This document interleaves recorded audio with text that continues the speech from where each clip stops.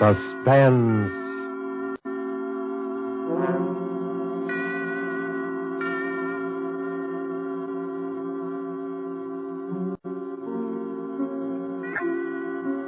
This is the Man in Black, here again to introduce Columbia's program, Suspense. Tonight from Hollywood, we bring you two of America's most artful and distinguished stars.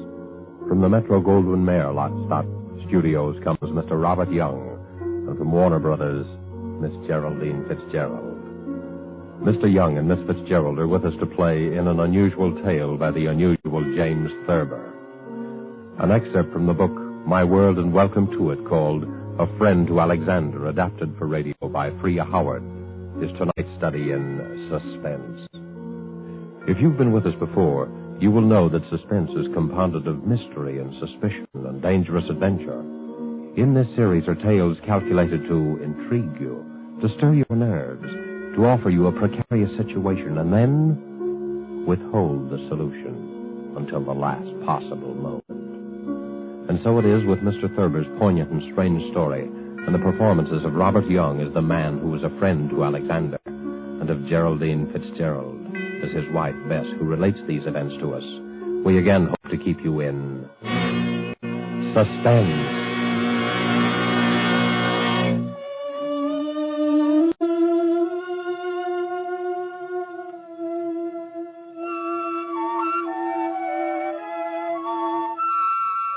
Harry was a laughing, happy-go-lucky fellow before he began to have those dreams.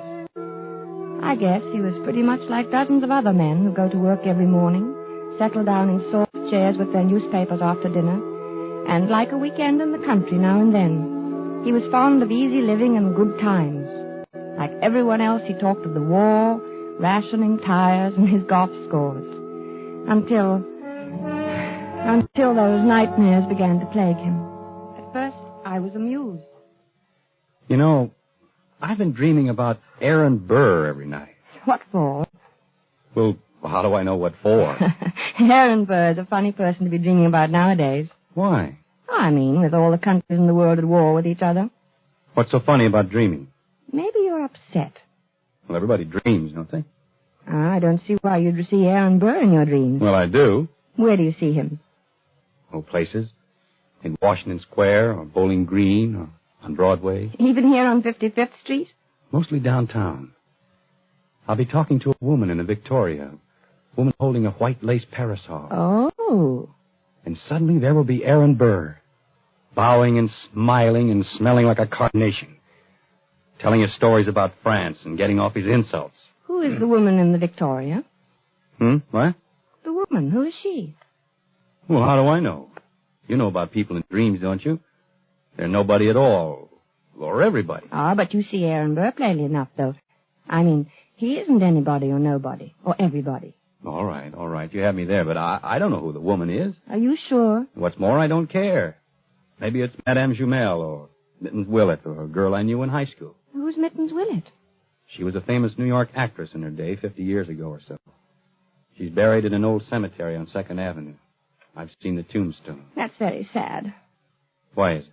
Oh, I mean, she probably died young. Almost all women did in those days. He's a vile, cynical cad. I was standing and talking to Alexander Hamilton when Burr stepped up and slapped him in the face. When I looked at Hamilton, who do you suppose it was? I don't know. Who? My brother, Walter, one I told you about.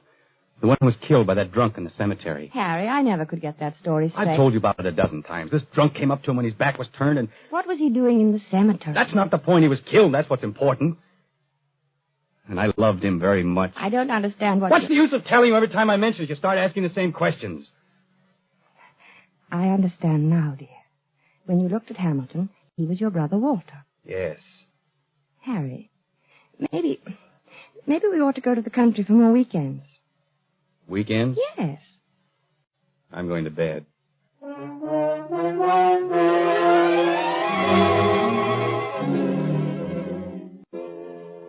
For a time that evening, I worried about Harry. Not about his dream. Why shouldn't he dream? But I wondered about his health. He looked so worried somehow, so unlike himself. I was glad when he went to bed. A good night's sleep was just what he needed, I thought. How could I know?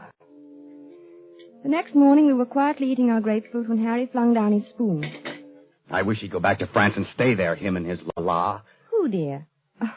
Oh, you mean Aaron Burr. Did you dream about him again? Yes, he said la-la to me. Why should he say la-la? I was at the tavern and we were drinking ale, and I said something funny. I don't remember what it was. Something amusing about what Ben Franklin had said to Washington once. It was one of those things, you know. No, I don't. Have some more coffee, dear. I don't want any coffee. I made this remark and everyone laughed. Everyone but Burr, that is. He sort of sniffed, and then he said, la-la. Well, why not? I mean, is there anything wrong about him saying la-la? It was the way he said it. He was sneering at me. They all noticed it. Who, dear? Who noticed? The others, all of them. And Hamilton. I was there with Hamilton. It was swell until Burr came in. Aaron Burr. I don't see why you dream about him all the time. Don't you think you should take some luminol? I'm not sick, I tell you. I know what I'm dreaming. I just thought, well, it's always Burr, and that seems odd. Well, why? Why shouldn't I dream about Burr if I want to? But you don't want to. No, but I can't help it.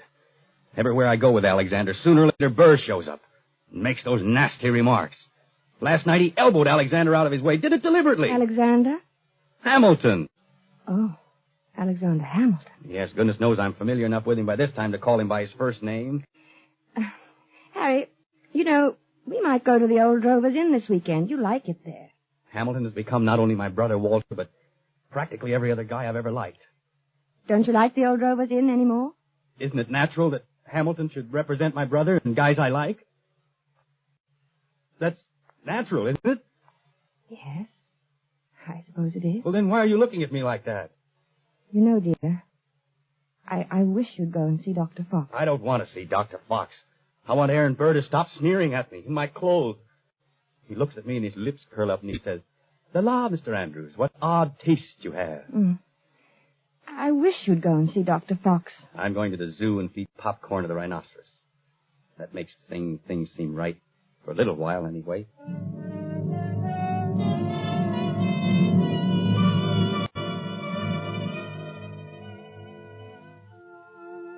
I thought he'd forgotten all about that ancient pistol duel, because for 2 days after that, he lost his haggard, tired look and actually seemed cheerful. But one night, about 5 a.m, he came into my room in pajamas and bare feet, his hair disheveled and his eyes wild. He got him. He got him. The rotter got him. Alexander fired in the air and smiled at him, just like Walter must have smiled. Like Walter? Oh, yes, dear. Your brother Walter, who was killed in the cemetery. This was at Weehawken in New Jersey. What? Your brother? No, Hamilton and Burr. The duel. Hamilton had a white ruff around his neck. Burr was in black tights, French clothes. Alexander lifted his pistol and fired in the air and then smiled at Burr. And then that fiend from hell took deliberate aim. He took so long. He meant to take his time about it. I saw him grin. And then he pointed his pistol at Alexander and fired. He killed him in cold blood, the foul scum. Oh, darling. Don't, darling. Here, dear. Take some of these pills. I don't want any. Oh, take it. You'll feel better. I don't want any, I tell you. Here, darling. Swallow. Please, swallow. All right. There. That's better. Cad. A rotten, sneaking cad. He grinned just as he fired. And Alexander clutched himself at the stomach. Then shook his head and tried to walk forward. Then he fell. With his mouth open as though he wanted to say something. And Burr stood there, grinning.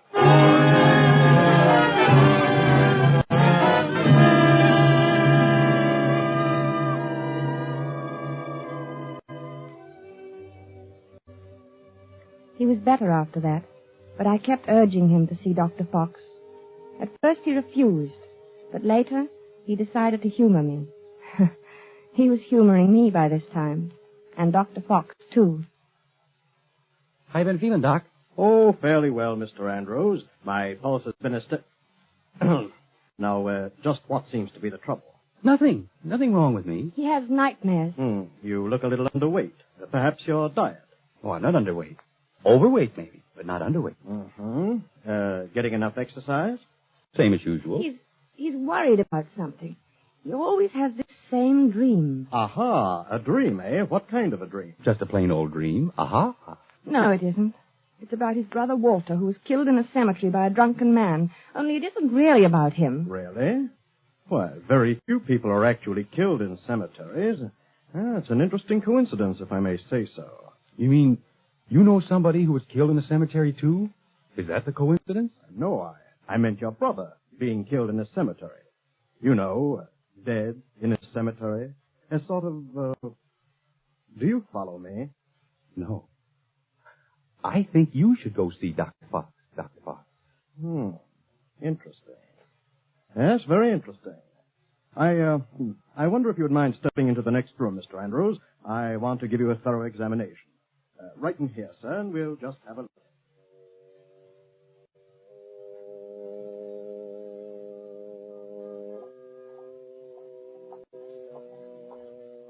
Well, I hope you're satisfied. You heard what he said. There's nothing the matter with me at all. I'm glad your heart is so fine. He said so, you know. He said your heart is fine. Sure, it's fine. My heart's fine. Everything's fine. And you know what I was thinking? No, what? I was just thinking that now that Alexander Hamilton is dead, why, you won't see any more of Aaron Burr. Yeah. Yeah, I guess you're right.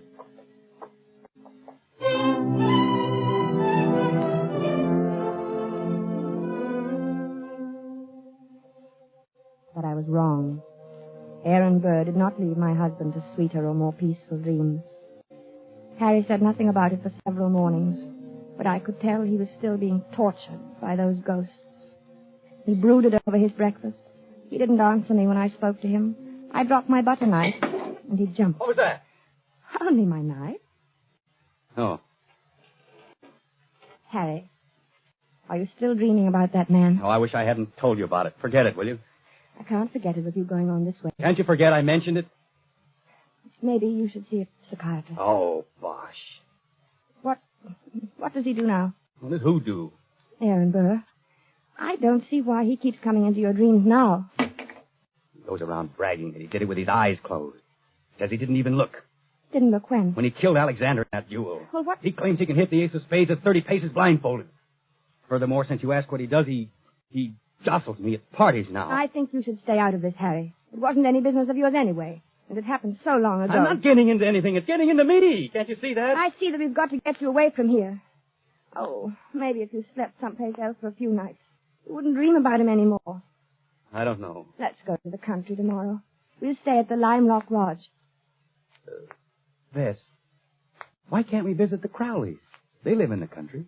All right, fine. Bob has a pistol, and we could do a little target shooting. What do you want a pistol for? Plenty of open space. I think you'd want to get away from shooting. Yes. Sure, dear.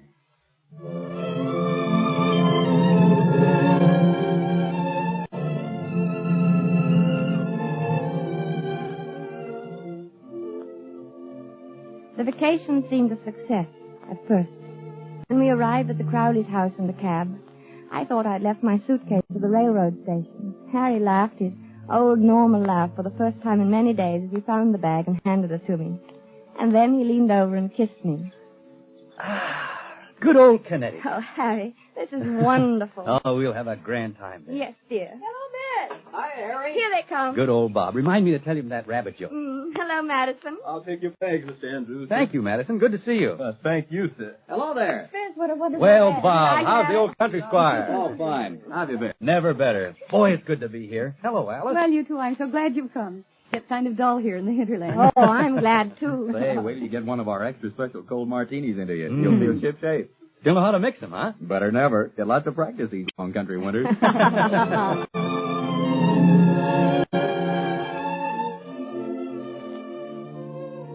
Oh, it was grand, seeing Harry's face relaxed and smiling over his cocktail glass. When I went to bed that night, I felt that at last that nasty old business of the dream was over. And I was happy. But when I woke the next morning, I saw my husband lying rigid on his back, staring at the ceiling. One Henry Andrews, an architect. What's the matter, dear? Nothing. Oh, why don't you go back to sleep, Harry? It's only 8 o'clock, and this is the country. One Henry Andrews, an architect. What are you talking That's about? what he calls me. Calls you who? One Henry Andrews, an architect. He's saying in his nasty little sneering voice. One Henry Andrews! Harry, please don't yell. You'll wake the whole house. Darling, people want to sleep. I'm beneath him. I'm just anybody. I'm a man in a gray suit. Be on your good behavior, my good man, he says to me. Or I shall have one of my lackeys give you a taste of the riding crop.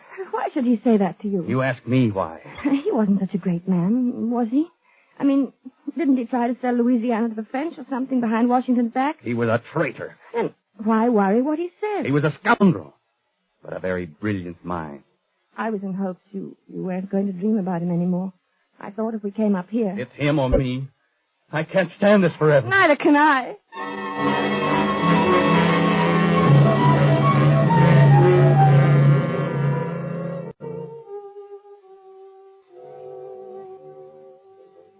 As I had expected, Harry spent most of the afternoon with Bob shooting at targets.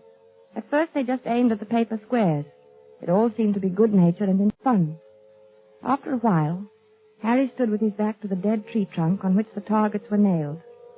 Then he walked 30 paces ahead in a stiff-legged manner, and his face was set in stern lines. His revolver was at arm's length above his head when he turned suddenly and fired. Bob dropped to the ground, scared. Hey, what's the big idea, Harry? But Harry didn't answer. He started to walk back to that dead tree trunk again. Then, with his back to the target, he began marking off the 30 paces. Bob called to him. I think they kept their arms hanging straight down. I don't think they stuck them up in the air. But my husband continued to count off.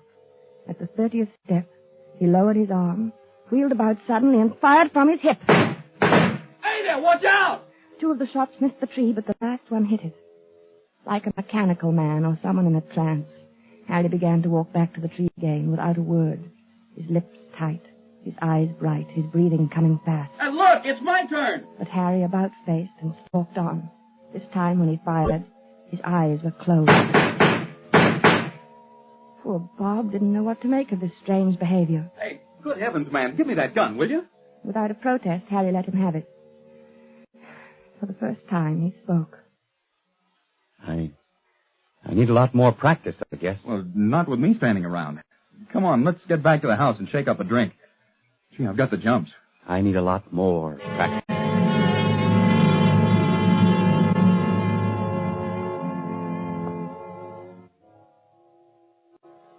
I guess I must have slept soundly that night, because I didn't hear him leave the room.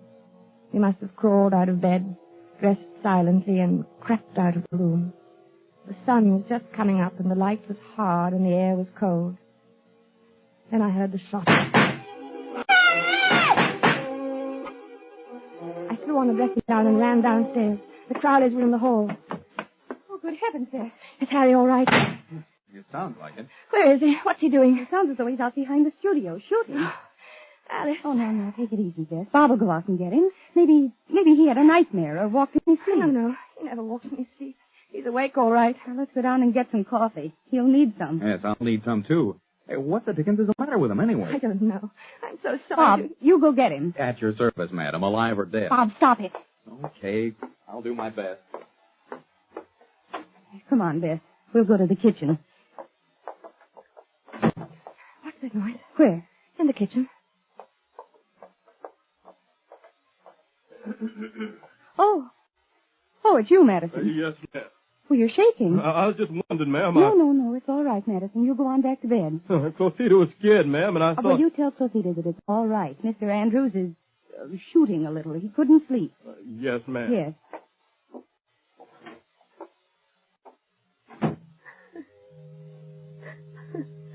I don't know what to do, Alice.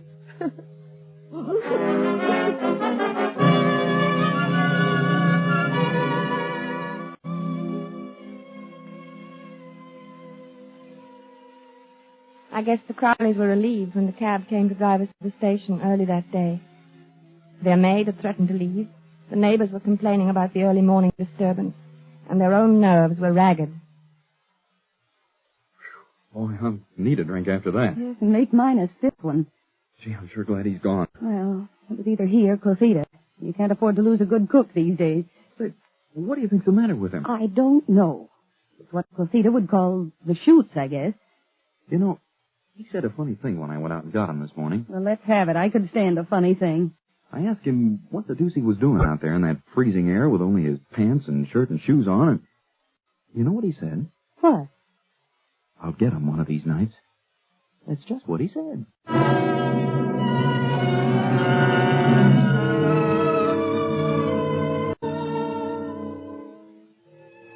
By this time, I was really frightened.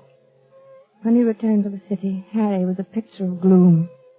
Our first night back, I looked at him as he lay on the chaise longue in my bedroom in his blue dressing gown, smoking a cigarette. He was haggard and tired, and he kept biting his lower lip. I mixed a scotch and water nightcap for him. No thanks, no liquor. I need a steady hand. Watch my hand. Does it tremble? No. Is it steady? Yes, very. That's good. That's very good. You need a steady hand, you know. For what, dear? Oh, things. Harry, will you sleep in my room tonight? No, you keep shaking me all night to keep me awake.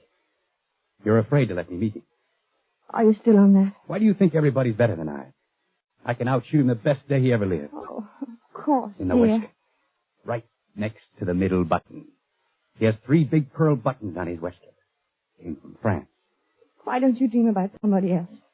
Anybody else? Please. You'd like that, wouldn't you? You'd like to have me dream about somebody who wouldn't hurt a fly. Somebody like that. Because you'd know I'd never get in a duel with him. A duel? You're dreaming of a duel now? Ever since Hamilton died. Burr knows I hate him. Nearly over now. Harry. It's him or me. I'll get him, the rotter. But Harry... I know I'll get him. See, I have a modern pistol. He has to use an old-fashioned single-shot muzzle loader. Is that quite fair? Fair? What do I care if it's fair or not? Was it fair the way he shot Alexander? Was it? Don't be mad with me, Harry. Oh, I'm sorry, darling. I'm very unhappy. I'm sorry, darling. And I'm worried sick. Oh, I'm sorry, darling. Don't cry. Please don't cry. It upsets me when you cry. I mustn't be upset. I must be very calm and rested. My hand must be steady tonight. Especially tonight. I'm so worried, Harry. Don't worry about me. I'll be all right. I'll be fine. My hand is like a rock.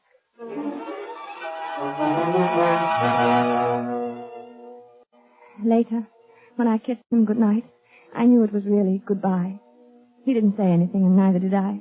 It's just that he seemed so far away, in another world, and each moment I felt that he was becoming more and more remote. Something told me he wasn't coming back.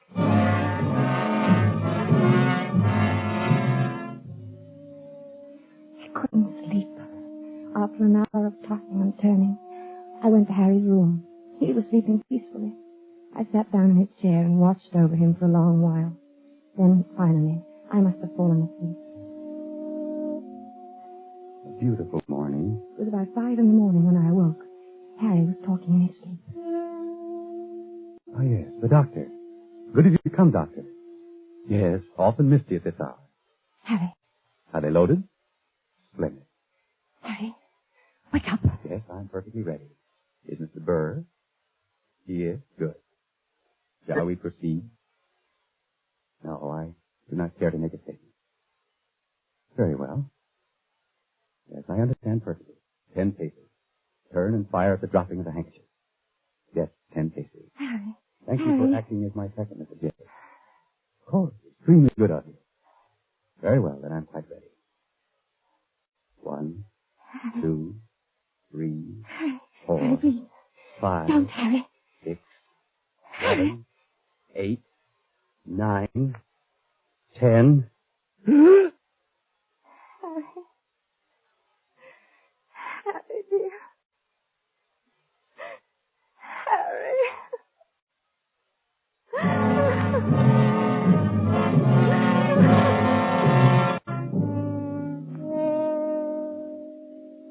Dr. Fox was puzzled when he examined Harry the next morning. Extraordinary. His heart was as sound as $1 when I saw him the other day. He seemed to be fine, Dr. Fox. I can't understand it. What? Why his heart stopped as if he'd been shot. Shot. Yes. Of course, there are no gunshot wounds and no... Shot. Now, Mrs. Andrews. That's it. Shot. No, you'll have to calm yourself. You can't hurt them now. I should have known it would happen. I kept staring at Harry's right hand. The three fingers next to the index finger were closed stiffly on the palm, as if gripping the handle of a pestle. The taut thumb was doing its part to hold that invisible handle tightly and unwaveringly.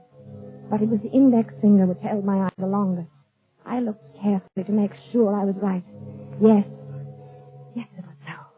That index finger was curved inward slightly, as if it were about to press the trigger of a pistol. So there had been a duel after all. Perhaps there was no gunshot wound. But Harry had been shot as surely as he was dead. Dr. Fox saw me staring and spoke to me. What are you looking at, Mrs. Andrews? Harry never even fired a shot.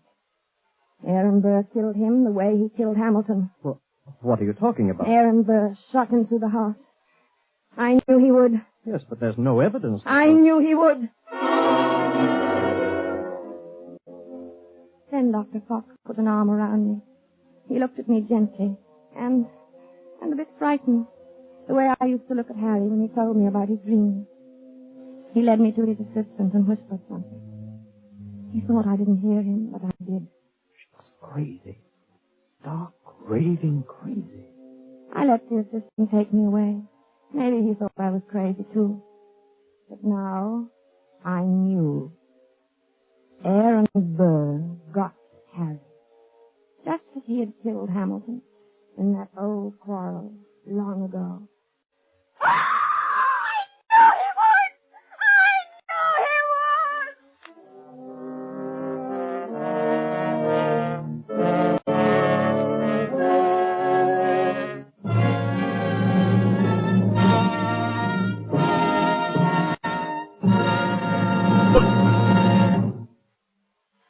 And so closes A Friend to Alexander, starring Robert Young and Geraldine Fitzgerald. The James Thurber story, which was tonight's tale of Suspense. The producer of these broadcasts is William Spear, who with Robert Louis Cheon, guest director, Priya Howard, author, and Bernard Herrmann and Lucienne Marowick, conductor and composer, collaborated in presenting A Friend to Alexander.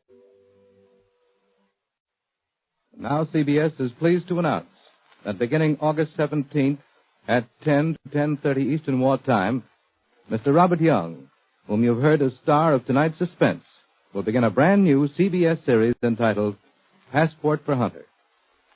Passport for Hunter will bring you each week the adventures of an American newspaper reporter among the people of the United Nations. Next week's broadcast will be written and directed by Norman Corwin, with music by Bernard Herrmann.